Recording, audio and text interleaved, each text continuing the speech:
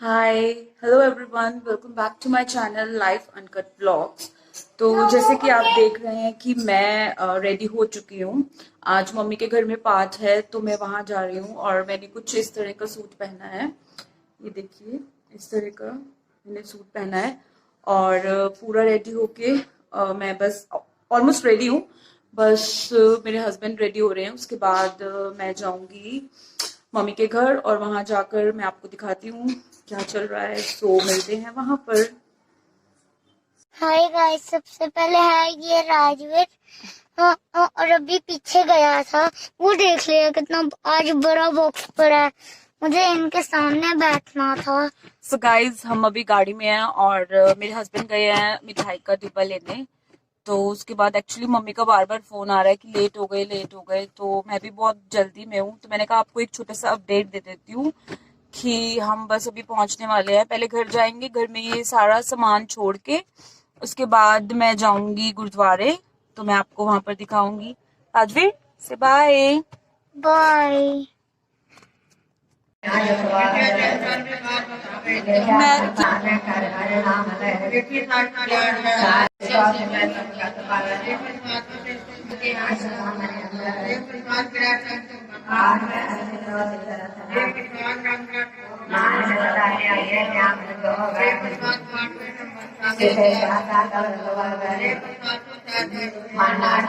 जी।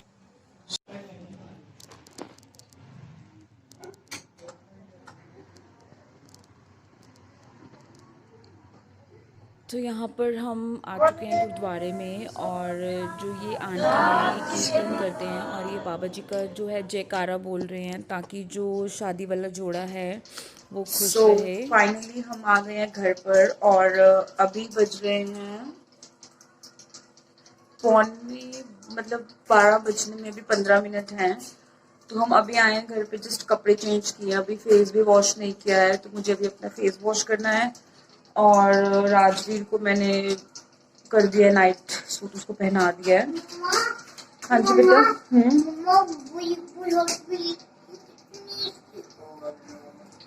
हम्म। तो मैं आपसे मिलती हूँ सुबह।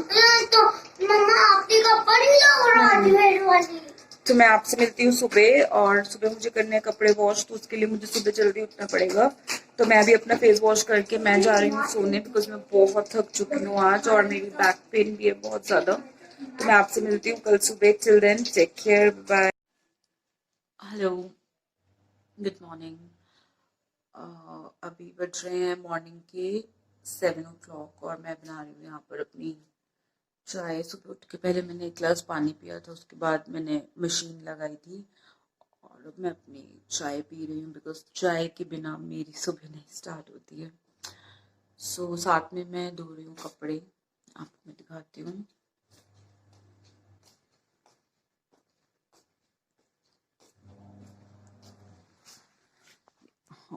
देखिए, मैं धो रही हूँ कपड़े। मैंने एक्चुअली अपनी जो मशीन है वो मैंने बाथरूम में ही लगा ली थी। यहाँ पर देख सकते हैं आप, मेरे धुल रहे हैं कपड़े और साथ में मैं पीऊंगी अपनी चाय और मैं आपसे मिलती हूँ ब्रेकफास्ट के टाइम पे। अभी कुछ डिसाइडेड नहीं है कि ब्रेकफास्ट में क्या बनाना है। और आप सोच रहे होंगे कि मैं इतना स्लो क्यों बोल रही हूँ, क्योंकि सब लोग सो रहे हैं। सो इसलिए मैं थोड़ा सा स्लो बोल रही हूँ। तो मैं आपसे मिलती हूँ ब्रेकफास्ट में।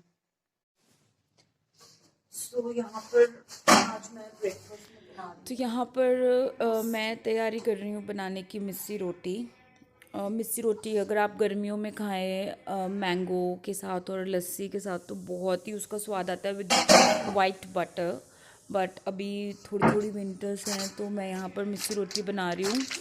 और मिस्सी रोटी के अंदर मतलब जो बेसिक इंग्रेडिएंट्स होते हैं, मेन होता है उसका बेसन। तो यहाँ आटे के बीच में मैं क्या करती हूँ कि हाफ ऑफ रेशो में ले लेती हूँ, मतलब जितना मैंने आटा दिया उतना ही मैं बेसन भी ले लेती हूँ। कई लोग बेसन कम करते हैं और आटा ज़्यादा करते हैं, बट अगर आप इक्वल रेशो लेंगे तो ज़्यादा टेस्टी लगती है रोटी, ज़्यादा जो है वो टेस्टी बनती है।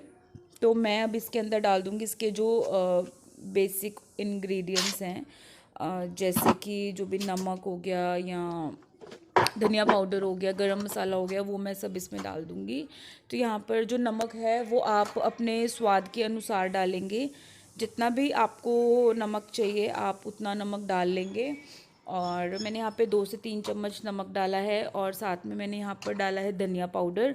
धनिया पाउडर ये तो मैं पिसा हुआ डाल रही हूँ, लेकिन अगर आप ड्राई धनिया पाउडर डालेंगे तो उससे जो है बहुत बहुत अच्छा फ्लेवर आता है मिस्सी रोटी का। और गरम मसाला भी ऑप्शनल है, अगर आप चाहें तो आप गरम मसाला भी इसके अंदर डाल सकते हैं। तो यहाँ पर जो भी मेरे बेसिक इंग्रेडिएंट्स हैं उनको डालने के बाद मैं जो है इसके अंदर डाल दूँगी अनियन। और यहाँ पर मैं अपने साथ में छोटे छोटे काम जो भी किचन को क्लीन करना एंड ऑल दैट वो मैं कर रही हूँ साथ साथ में। तो यहाँ पर जब मैंने इसमें सारे बेसिक इंग्रेडिएंट्स डाल दिए हैं तो मैं इसमें एक अनियन डाल दूँगी। आप इसमें अगर अनियन मतलब ज़्यादा डाल के बनाएंगे तो भी अच्छी लगती है, लेकिन मैं मतलब मेरे जो आटे के अकॉर्डिंग एक अनियन जो है वो इनफ है। और यहाँ पर मैं हरी मिर्ची कट करके डाल रही हूँ। आप प्लीज़ ध्यान रखिएगा, क्योंकि मेरे साथ तो ऐसा बहुत बारी हुआ है कि जैसे मैंने मिर्ची कट करी और वो हाथ मेरी आइज़ पे लग जाते हैं, तो बहुत बर्निंग सेंसेशन होती है। तो आप प्लीज़ ध्यान रखिएगा इस चीज़ का कि जब भी आप मिर्ची कट करें तो उसके बाद आप अपने हैंड ज़रूर वॉश कर लीजिए, अपने हाथ धो लीजिए। तो यहाँ पर मैंने एक पूरी मिर्ची जो है वो इसमें डाल दी है। अगर आप ग्रीन चिल्ली नहीं खाते हैं तो आप जो लाल कुटी हुई मिर्च होती है वो भी आप डाल सकते हैं। देगी मिर्च नहीं डालनी, जो कुटी हुई लाल मिर्च होती है वो आप डाल सकते हैं, और आप स्किप भी कर सकते हैं, टोटली ऑप्शनल है। तो यहाँ पर मिर्ची डालने के बाद मैं अपने हैंड वॉश करने चली गई थी, क्योंकि मैं नहीं चाहती कि वो दोबारा लगे। तो जी यहाँ पर अब हम क्या करेंगे, इसके अंदर ये मिर्ची कट करने के बाद हम इसमें डालेंगे अदरक। अदरक से भी मिस्सी रोटी का फ्लेवर बहुत अच्छा आता है। तो यहाँ पर मैंने एक टुकड़ा अदरक का लिया है और उसको मैंने इसमें कद्दूकस करके डाल दिया है। और एक मैं आपको और टिप बताती हूँ कि जैसे आप जब भी कोई भी रोटी में अगर आप अदरक डालते हैं तो जो आपकी कद्दूकस की जो सबसे मोटी वाली साइड होती है ना, वो आप उससे डालें, क्योंकि अगर आप जितनी बारीक साइड से कद्दूकस करेंगे अदरक को, तो वो क्या होता है अपना रस छोड़ देता है, तो वो थोड़ा ना कड़वा कड़वा सा फ्लेवर लगता है। सो बेटर कि आप जो मोटी वाली साइड है ना वहाँ से आप कद्दूकस करें। तो यहाँ पर एक टुकड़ा मुझे थोड़ा कम लग रहा था, तो मैंने एक छोटा सा टुकड़ा और ले लिया, और उसके बाद मैंने इसको कद्दूकस कर दिया। ठीक है जी। तो यहाँ पर मैंने अब अदरक भी हो गया मेरा, और अब मैं यहाँ पर एक अनियन डाल दूँगी कट करके, बिल्कुल बारीक बारीक हम चॉप करके डाल देंगे। कई लोग क्या करते हैं जैसे चॉपर में भी कर लेते हैं, बट मैं अपने हाथ से ही इसको काट के डाल दूँगी। इसके अंदर एक प्याज डाल दूँगी। आजकल वैसे भी मार्केट में जो लाल प्याज हैं वो ज़्यादा आ रहे हैं, तो वो क्या होते हैं, वो थोड़े गीले होते हैं, उनकी जो एक लेयर होती है ना स्टार्टिंग वाली, वो हाथ से ऐसे वो स्लिप होते हैं वो वाले प्याज। तो वो किसके साथ ऐसा ऐसा होता है तो प्लीज़ मुझे कमेंट बॉक्स में ज़रूर बताइएगा। तो जी यहाँ पर मैंने अपना जो अनियन है वो कट कर लिया है, और अभी मैं आटे को गूंदूंगी नहीं, क्योंकि मैंने सब इंग्रेडिएंट वगैरह जो है वो सब डाल के मैंने रख दिए हैं। तो अब मैं क्या कर रही हूँ, मैं अपने बर्तन धो लेती हूँ, क्योंकि अभी मेरे हस्बैंड नहा रहे हैं तो मेरे पास टाइम है, तब तक मैं किचन क्लीन कर देती हूँ।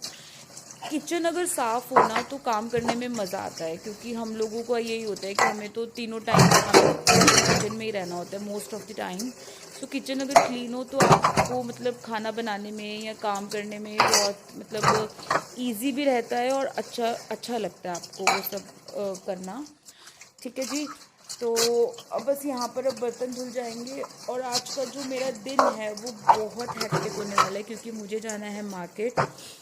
तो जैसे कि कल पाठ था तो अब बाकी के फंक्शंस भी जल्दी आ जाएंगे, लेकिन उससे पहले मुझे एक और वेडिंग अटेंड करनी है। मेरे हस्बैंड के जो मामा जी हैं उनकी बेटी की मैरिज है, तो मुझे अभी वो भी कल आई थिंक कल सगन है उसका। हाँ कल नहीं, आज ही सगन है, आज ही हमें रात को जाना है, सॉरी आज रात को मुझे जाना है उसके सगन पे। एंड उसके बाद एक दिन का गैप है, दिन मैरिज, उसके बाद मेरी सिस्टर के फंक्शन स्टार्ट हो जाएंगे।